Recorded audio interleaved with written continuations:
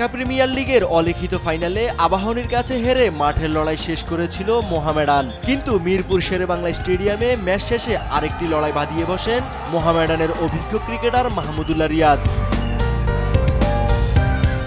6 উইকেটের পরাজয়ের পর ড্রেসিং রুমের উদ্দেশ্যে যাচ্ছিলেন মোহামেডানের ক্রিকেটাররা। সে সময় দর্শকদের মধ্যে থেকে একটি মন্তব্য শুনে আচমকাই মেজাজ হারান শান্ত মেজাজের এই ব্যাটার।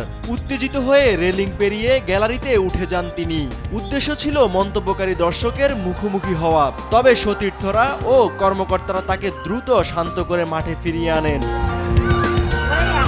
ড্রেসিং রুমের পথে থাকা মাহমুদুল্লাহ ভেবেছিলেন তাকে উদ্দেশ্য করে কিছু একটা বলা হয়েছে, যদিও পরে জানা যায় মূলত মোহামেডান ম্যানেজমেন্টকে উদ্দেশ্য করে ভুয়া টিম গঠনের অভিযোগ করেন এক দর্শক। ভুলবশত সেই কথা নিজের প্রতি মনে করে ক্ষেপে যান জাতীয় দলের সাবেক এই অধিনায়ক।